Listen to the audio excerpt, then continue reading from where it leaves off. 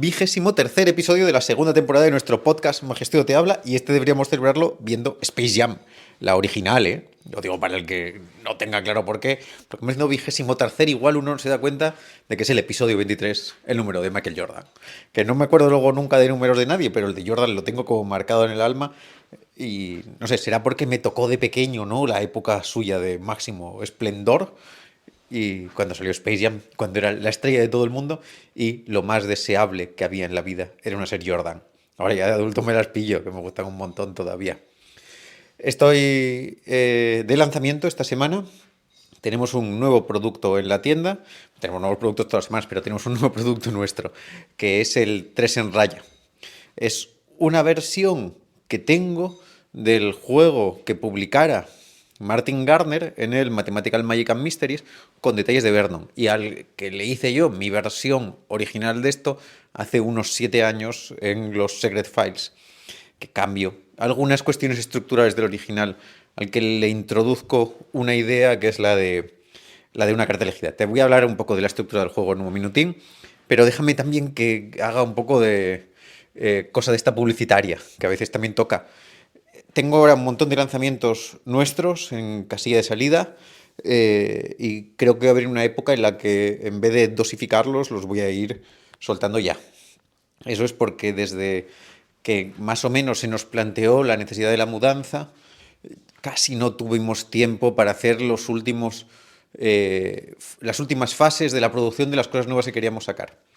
Desde como septiembre estuve dedicado en cuerpo y alma a terminar el Concéntrese para que saliera, a mudar la tienda y a fabricar algunas cosas de las que teníamos ahí. Pero todo lo que ya se había trabajado en verano estaba ahí boiling, hirviendo, queriendo salir. Ya me fastidia que algunas de las cosas de septiembre casi no estuvieron en la tienda, ¿no? Con Osibola no hubo tantos, bueno, hubo un montón, la verdad, pero que siempre se van agotando y no me da tiempo a tener como una remesa estable. Y lo mismo me pasó con las carteras Himber. Ahora ya tengo cosidos un montón y carteras de la cartera y todo lo de cuero para ya poder ya simplemente ir reponiendo, pero hay varias salidas que habían quedado ahí enganchadas, como el animalario o el mini clasificador, que tenía pensado haberlo sacado con la cartera Himber casi en Magialdia. Yo creo que alguno lo lleva en Magialdia y estoy muy orgulloso de ese como producto. Ya hay bastantes magos que un poco así por lo bajini, porque lo querían o lo habían probado, ya lo toquetearon y ya estoy como más tranquilo. En otros lanzamientos estoy más tenso. Y esos van a venir ya como del tirón, porque quiero seguir pensando en las siguientes cosas que quiero sacar y no en las que ya están hechas y grabadas y requete grabadas, que me apetece mucho. Estoy ahí con mucha energía este año. Déjame hablarte un poco de la estructura del juego de Martin Gardner. Si quieres lo puedes ver en YouTube, me tienes haciéndolo, pero creo que es una cosa apañada que además nos puede servir para utilizarlo un poco de marco para otras estructuras, simplemente para que entiendas un poco cómo es el planteamiento que tengo a la hora de empujar la trama en un juego. La versión original de Gardner, que tiene una idea muy buena de Vernon en el control, es que el mago saca 9 cartas de la baraja y juega una partida de 3 en raya con un espectador.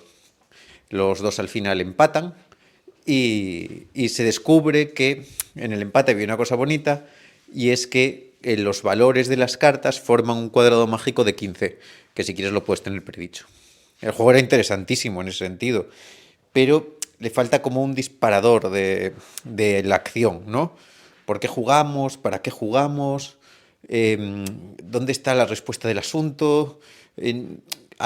No se está poniendo nada de apuesta, le aparece una partida vacía, ¿no? No va muy para allá. Con solamente introducir la idea de una carta elegida, ya podemos darle un poco al apaño al asunto. Porque lo que hacemos es decir a un espectador que se elige una carta, se pierde en cualquier idea, en cualquier formato, y que nos vamos a echar a una partida de piedra, pero tijera, de 3 en raya, el espectador y yo, quién va a encargarse de encontrar la carta. Con lo cual ya ahí le damos un interés a la partida, ¿no? Porque se rompe la idea original de siempre de los juegos de magia, que es el mago en el que lo encuentra. Hay algo sobre la mesa en la partida, hay un interés, está uno jugando algo. Y además hay una incógnita, ¿no? Porque no es algo claro, no se entiende muy bien qué haría el espectador, cómo funciona eso. El empuje va en varias direcciones. Y en eso encima hay una cosa muy divertida del juego, es que en todos los desarrollos, pues tiene trampa el juego, la partida se empata. No gana ni uno ni el otro. Eso no siempre va a ocurrir igual, siempre se empata.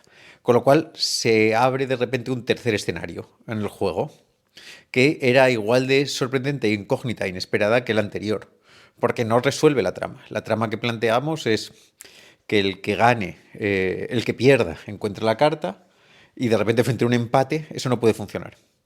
Con lo cual, una vez que se cierra una puerta, se abre la siguiente del pasillo y nos encontramos en otro entorno de las cosas.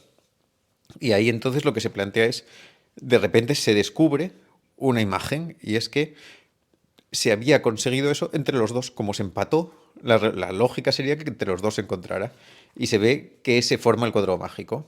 Al contar las cartas, se llega a que la carta elegida es a la posición 15. Y de esa forma, pues toda la trama la empuja la carta para que funcione de alguna manera.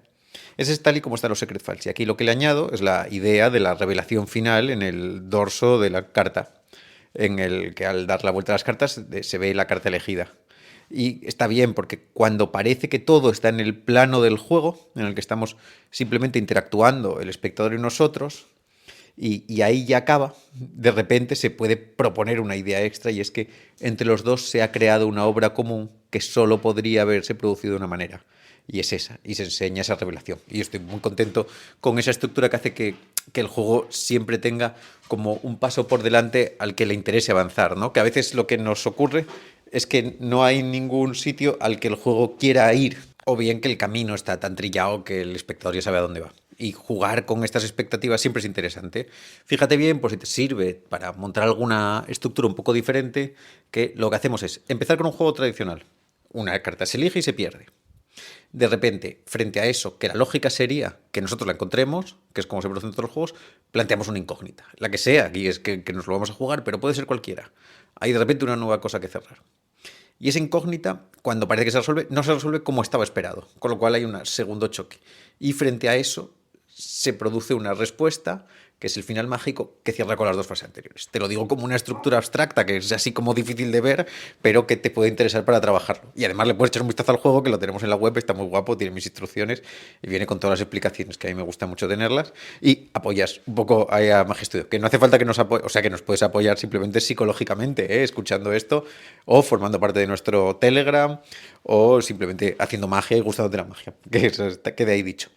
Ya sí, pero eso, para que no sea publicitario, te cuento así un poco cosas de estructura que sean interesantes, y también te digo que para los Secret Files, y yo creo que un día tendremos que dedicarle un podcast a esto en exclusiva, porque llevo varias semanas a tope, porque esto mola mucho cuando decides cerrar algo a lo que le estuviste dando candela durante años, ¿no? Y dices tú, mira, ya está, lo voy a finiquitar y me lo quiero solventar para mí, y estoy dándole a los pañuelos simpáticos para arriba y para abajo, que estoy todo el día haciendo nudos, y me parece que no entiendo por qué la gente que hace magia de salón no lo está haciendo todo el rato. Por supuesto, Ignacio López lo hace y es increíble, pero yo estoy con una versión como más, iba a decir, cacharrera, ¿no? La de Ignacio es preciosa, con los pañuelos blancos, del estilo de Slidini, con pareja de pañuelos, casi del siglo XIX, muy elegante. Yo estoy trabajando sobre la...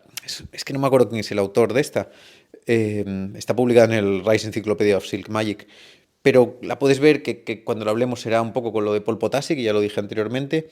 También tienes una versión que es inteligente en algunos aspectos, pero en otros no me gusta mucho, de Levent, pero esa estructura que ya es más de 3, con pañuelos grandes, yo uso pañuelos de 90 y me tiene encantado. Apúntate a los Sacrifice si no estás, que pongo magia todas las semanas. Se empieza ahora un par de cursos, que son los que vienen ahí para los productos también de la web, que tengo uno de ChopCap, que analizo, obviamente la de Don Alan que hablamos, varias secuencias de Gaby, el manejo de Jennings con el pañuelo, que tengo una versión que estoy muy contento con ella, un manejo estilo Roth, que tiene uno así, que está muy bien, y también se viene después un curso de la moneda plata-cobre, que hay una cosa que me gusta mucho, que trabajé de Milton Cord, tengo una versioncilla del Willcoin con plata-cobre que está apañada, y un estudio sobre los cambios en la mano que está bien. Si oyes así un poco de ruidos de fondo, es Cooper, que habrá visto ahí un gato o algo así, que estamos aquí en Asturias los dos, y está activo para mantener el fuerte protegido. Pero a ti y a mí todavía nos quedan muchos temas de los que hablar.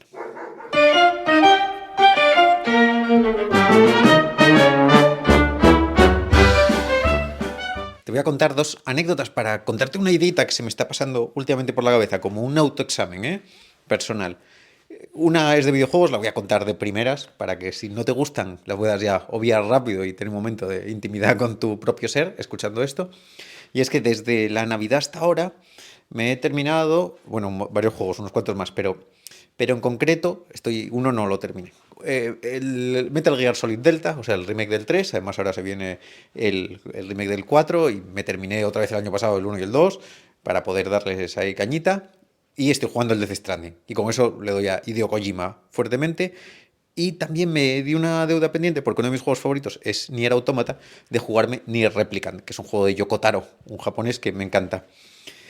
Jugando esos dos juegos me daba cuenta de cómo en cualquier momento de la partida yo soy totalmente consciente de la presencia autoral que hay detrás, en todas las referencias, y cómo todos los juegos de cada uno de estos autores completan los anteriores y me ayudan a entenderlos. No son piezas intercambiables, ni se pueden separar, ni se pueden entender en vacío. El tipo está ahí siempre presente. Que en este caso de los videojuegos es más particular porque hay muchos juegos genéricos en los que no ocurre tanto, ¿no? Hay directores que se les ve más y menos. Y ya, un poco quitándonos eso de lado, con otra anécdota también un poco distinta, que me deja además un poco en evidencia. Porque hace unos meses estaba cosiendo y yo cuando coso las carteras me pongo pelis de filming, sobre todo, que me gusta mucho para ponerme películas. Y como en un bicho le di ahí y me puse El color del dinero, que es la película esta de Paul Newman y Tom Cruise que juegan al billar, que es el- la segunda parte, ¿no? De Cincinnati Kid, si no me equivoco. Que igual hay, que no sé, no es de Scorsese. Bueno, en cualquier caso, me la puse, pero como que la puse en diagonal y no la reflexioné mucho. Y mi cerebro, como hacía tanto tiempo que no la veía y ni lo pensé, no tenía activado el búsqueda de Scorsese, ¿no? O sea, yo no tenía en la cabeza que era de Scorsese, lo sabía porque me gusta Scorsese, pero no estaba en ello. Y en los primeros momentos de la película, como que como si lo hubiera olvidado completamente. Y de repente hay un momento en el que juegan una partida de billar. Y en el momento en el que entran en la sala de billar y juegan, de repente Scorsese me explotó en la cabeza. Era como totalmente presente otra vez en él y luego muchas más veces a lo largo de la película, ¿no? En la partida de billar con Forrest Whitaker, en muchos momentos de repente Scorsese vuelve a dibujarse. Y pensaba en esta cosa de, "Oh, coño, qué interesante es esto, ¿no? Sin caer en un poco, quizá que en los dos ejemplos que te doy de los videojuegos sería más como hablar de Lynch o de Tarantino, ¿no? Que igual dices, ostras, es que claro, las referencias que hacen ya son incluso rozando lo autoparódico, ¿no? Está siempre tan dibujado, tan claro, ¿no? Que es dentro de una cosa muy autoral. Pero vamos a ver si, yendo un poco, para no entrar en magia, para que cada uno luego pueda dibujar sus ejemplos, en el entorno del cine podríamos estar más cerca eso de un Scorsese o también igual es un poco caricaturesco, pero a mí es un director que me gusta mucho con sus altibajos, que es Brian De Palma, que también tiene, que tú lo ves, ¿no? Al ratito dices, lo ves. O Spike Lee, ¿no? Bueno, pues Spike Lee también es porque hace como, ya digo, a nivel de planos y estas cosas. Y, y con eso me doy cuenta a veces de que nosotros en magia, eh, como tendemos mucho a la reproducción de obras ajenas, ¿no? Decir, oye, pues mira, me voy a calzar el suite y en mi versión pues va a cambiar una cosa técnica, pero está.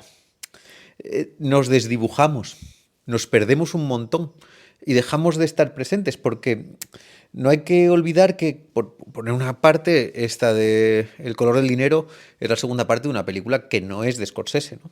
Y lo mismo lo podemos encontrar en otros muchos directores de oficio. Y esto me venía a la cabeza porque estudiando las versiones del Chop Cup, sobre todo en los manejos de Gaby, en su libro del Chop Cup, tiene tres rutinas que son fantásticas. Son las bolas imaginarias, las bolas locas y la rutina tradicional, ¿no? La que es como más parece una rutina estándar, que es la que en cierta medida se popularizó en España, porque la verdad que está también construida, que también podríamos dedicarle un podcast, igual sería interesante dedicarle un podcast entero a la estructura de la rutina de Gaby, porque tengo yo siempre un poco la sensación de que no somos conscientes de algunos de los detalles guapos que tiene en la división en tres partes y en cómo siembra y luego recoge y hay una repetición ahí interesante. no me quiero perder, no me quiero ir a eso, que si no parece que me hago este podcast anidado, no me hago un podcast del ChopCap dentro del podcast dedicado a otra cosa. Paro con eso. Pero viendo todos los vídeos que podía, digo, joder, la gente lo hace tal cual, que eso está muy bien, que no pasa nada. O sea, un artista que sea actuante puede hacer el juego tal cual, pero siempre me escama mucho que al final dice esta cosa de esto se puede hacer con una bola más grande, dice, pero nunca, nunca lo intentes con un limón, ¿no? Me parece que esa es la frase que hace Gaby. Digo, cada vez que veo los vídeos de gente, dicen igual el final. Le pisan la frase y vamos, a mansalva. Y además, con una entonación que ni siquiera es una frase especialmente relevante en la rutina, es buena la estructura de la revelación, o sea, de la bola y objeto orgánico, pero el wording, quiero decir, el guión exacto de la frase no es como el culmen de eso, pero la gente lo hace igual. Y entonces de repente en esa rutina en la que podría haber visto a otro por un cambio de ritmo, veo a Gaby. Pero me pasa con más rutinas de otra gente, ¿eh? En la de Gaby es que es manifiesto, porque que es directísimo. Se ven dos frases en dos momentos, que son en este y en el momento cuando dice, esto no es magia, porque magia sería... ¡Tum! Y veo que la gente, como que el que aparece es Gaby como un autor muy potente de su obra, que sería más o menos lo mismo, porque podemos ver estas representaciones en dos medidas, ¿eh? Podríamos verlas como Gaby, como el director, que aparece en la película, aunque ahora mismo la estemos viendo en otro reproductor de DVD, no sé cómo decirlo, ¿no? Es como, esto se ve o el guionista del juego, ¿no? Sería como el Shakespeare, si lo quieres llamar de esa manera, para ponerlo a la altura de alguien que en otra disciplina esté a su altura. Sobrevuela por todo, ¿no? Pero nosotros además, a veces también en cuanto a actuantes, tenemos que vivir en esa doble cabeza, ¿no? En la que sí que podemos dejar que el autor original, cuando nosotros somos actuantes, florezca, que es algo que a mí me gusta mucho, pero a veces también que se entienda a esa persona con sus referencias y sus cambios de ritmo y su forma de comportarse. Y a mí me gusta cuando veo a alguna gente a la que le puedo casi dibujar los gestos. A mí me gusta mucho cuando estoy con Giancarlo y vemos a Gea en juegos que no le hemos visto nunca. Casi a veces podemos intuir, o sea, que sin casi, podemos intuir casi gestos y movimientos y por dónde va a ir, porque el autor está tan presente y está su personalidad tan fuerte que empiezas a entender sus dejes, los señuelos que deja para hacer un giro, porque está el autor y confía en ello. Y a veces yo siento que no confiamos nosotros tanto en nosotros mismos como para dejarnos ir, tanto como intérpretes como creadores, ¿eh? Que a veces no pasa nada por remenear algo, pero sí merece la pena el que se nos vea un poco más, ¿no? Ser un poco más Yokotaros, un poco más Kojimas, un poco más Scorsese, y no necesariamente decir porque quiero ser el mejor diseñador de videojuegos de la historia y dejar un disquete con mis ideas a generaciones futuras y que todo lo cambie, o ser Scorsese y decir yo soy el mayor historiador de la magia del cine mundial y hice el cine más kink y el otro serie y de repente me hice un coñazo ahí como esta de Silencio, me parece que se llama Silencio. No, ¿se llama Silencio? No lo sé. Bueno, vamos, la del el que no me gusta nada, este Adam Diver de Curillas, que no, lo único de Scorsese que no me gusta. Eso es lo que quiero decir, simplemente. Este es un poco de alegato a eso, una tontería que se me pasa por la cabeza y como siempre comparto contigo estas cosas para que tengamos algo que pensar y que también un poco demos la vuelta a ver si cómo estamos nosotros presentes en nuestra magia y cómo si alguien lo viera en aséptico lo que hacemos, sin darse cuenta de que somos nosotros, pudiera darse cuenta de que lo somos.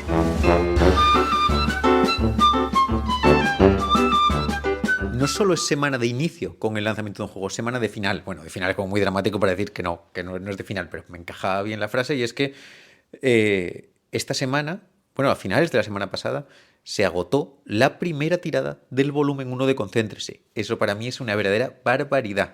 Que el gran éxito de 2025 haya salido en diciembre, pero es que fue una verdadera barbaridad. Nunca lo agradezco muchísimo, de verdad, de verdad, de verdad. Siempre siento un grandísimo apoyo con todos los libros, pero cuando son estas cosas que tienen este intentona pedagógica, ¿no? Un poco menos autoral, o bueno, muy autoral porque yo me dejo ahí un poco, me dejo estar, pero que pretenden un poco acompañar a la gente en el aprendizaje de algo que no es mi repertorio ni necesariamente solo mis ideas personales, me entra ahí un poco el repeating y que se haya agotado tan rapidísimo es una verdadera barbaridad. Ya está en imprenta una nueva tirada, en unos 10 días o algo así, volver a ver ejemplares y un poco para agradecerte, para celebrarlo yo y estas cosas, te quería hablar de uno de los capítulos del segundo libro, del Concéntrese, volumen 2, que saldrá, al principio iba a ser en junio, pero yo creo que eso va para magia al día, porque hay capítulos que me están dando más vueltas, ya estaba todo escrito, pero es que luego los reviso, los reviso, los reviso. Y uno de ellos es el de uno de mis juegos favoritos del mundo, que luego para mucha gente no lo es tanto. Yo ya tengo una versioncita tengo ya dos publicadas, ¿eh? Una en el Antes de la Trampa y otra pequeñita, pero creo que es interesante igualmente, está en el Libro Encantado, que es el libro de iniciación que escribí con Gea. Qué bonito, qué bien me lo pasé con Gea haciendo ese libro. Que es el uno por delante, la predicción del uno por delante, ¿no? El que T. Waters llama Cerberus, como el perro de tres cabezas. Lo que la gente hace con la pizarra Mental Epic, a la que le estoy volviendo yo a encontrar el cariño, ¿eh? Porque me vi unos vídeos ahí de los Sterling y del Pop Hiding que digo, pues igual me pillo una Mental Epic para escena. El uno por delante no deja de ser este juego en el que escribes algo en un papel, normalmente es como el espectador dice, escribes una cosa en un papel, lo dejas en una bolita, en una copa, ¿no? El espectador dice un número, luego escribes otra cosa en un papel, un espectador dice una palabra, y luego escribes un papel, otro espectador dice, elige una carta y perroñeramente, y tú sacas los papeles y está todo predicho porque lo que haces es tener un uno por delante y la última va forzada ahí en la carta. Normalmente ese es el problema del juego, por el que yo creo que se hace de menos, ¿no? Porque la estructura base es débil, vamos, débil como de cristal, o sea, eso no aguanta por ningún lado. Y aún así, yo creo que cuando la estructura esa se fortalece, o sea, le damos el pulido de las esquinas y le ponemos unas buenas vigas, se convierte en un juego tremendo. Yo ya te digo, tengo una versión que estoy muy contento de la técnica, la reexplico en el Concéntrese porque creo que está guapo el manejo, en el Antes de la Trampa, y aquí hago un estudio de todas las facetas del juego, ¿no? De tanto de la estructura de presentación como de las técnicas del cambio de las papeletas y de todas estas historias y de la fase final. Un poco, espero que tengas en la cabeza qué tipo de juego te estoy hablando, porque es una de las cosas así clásicas del mentalismo, pero hay estas cosas que hacen que normalmente se pierda un poco el placer de hacer el juego. Como te digo, que no me pierda, ¿eh? Como que no quiero. Es que no quiero estar hablándote una hora de esto, pero tengo muchas cosas que te quiero contar. Si pensamos en las debilidades del juego, la primera es, y más obvia, es que al final tiene que haber un forzaje para que la cadena se cierre. Obviamente podrá haber otras versiones sin forzajes porque escribas de no sé cuál manera o hagas un pre-show o María Santísima, pero la última hay un forzaje. Y luego la segunda es la estructura de que, bueno, pues que las bolitas tienen que cambiar de cambio de papel, otras historias. En eso no voy a entrar porque ya te digo, hay manejos muy buenos y en el libro vas a ver un par de ellos publicados y más el que tengo yo y los que tengo los Secret Files, que también hay un montón, que esa parte nos la podemos solucionar con un poco de cuidado, se puede solucionar. Hasta una pizarra Mental Epic funciona bien si se maneja bien. Con lo cual podemos entrar en el problema de este juego, que es lo que hace que no funcione, una vez pensado que hemos superado esa cosa de hacer 3 bolas de papel y que la gente diga, hombre, que está escribiendo la siguiente, lo podemos entrar en el gran problema es de estructuración de la presentación y de la gestión de la información. Normalmente, cuando esto falla, es porque los 3 eventos que se piden a los espectadores están totalmente desconectados, ¿no? Es como tú dime un número, tú dime no sé cuánto, tú dime para allá y tú elige una carta. A mí me sobra aquí uno, ¿no? Pero vamos, con 3, pero elige una carta. Entonces, da un poco la sensación de que eso no avanza de ninguna manera. Máxime teniendo en cuenta que en este sistema de juego nosotros no podemos leer la predicción justo después de hacerla. Hay que leerlas todas al final porque hay que cambiarlas. Entonces tienes que decirle, dime un número. Ah, bien, te lo tengo aquí escrito, pero ya lo veremos luego. Ahora, voy a escribir una cosa para ti. Es como, joder, será lo del número de este, ¿no? Porque lo acabas de decir, será lo que está escribiendo ahora y tú dime una palabra. Porque ese gancho no se produce como muy claramente. Con lo cual, yo tengo como unas cosas, y en el libro hay un estudio un poco más profundo y emburullado de esto, pero déjame explicarte así un poco lo que yo creo que puede ayudarnos a que el juego funcione un poco bien. Lo primero es entender la presentación de este juego como en base a esa necesidad de que todas las informaciones se tienen que revelar juntas al final. Tiene que haber un sentido en ello. Y a mí se me ocurre que la mejor forma es que las 3 informaciones se encadenen de alguna manera que merezca más la pena verlas juntas.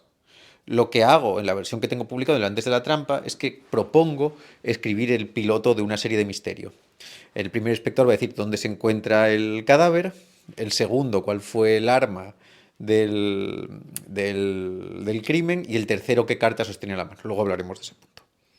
De esa manera, pues parece que esa historia secuencial nos permite que en el momento en el que el espectador dice la información, lo que importa es cómo la encadeno con la pregunta que le hago al siguiente, ¿no? Sería como, ¿dónde estamos? ¿no? Yo digo, imagínate que estamos en un escenario, un plato de televisión, todas las luces están apagadas, se enciende y ves una sala.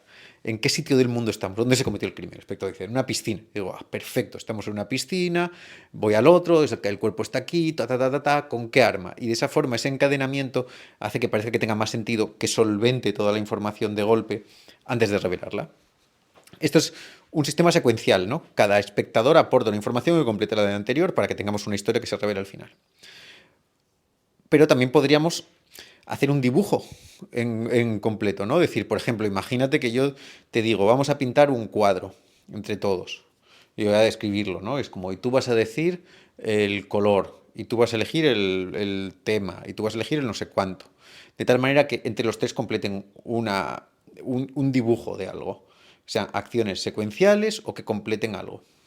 Y otra forma diferente también, por ejemplo, que a mí me gusta mucho, es que todos los espectadores piensen sobre el mismo elemento.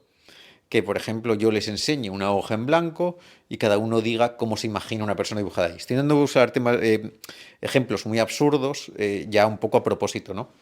Otra cosa es la partida de Cluedo, en la que un espectador elige el arma, la habitación y todas estas historias, que ya se encadena un poco con lo otro.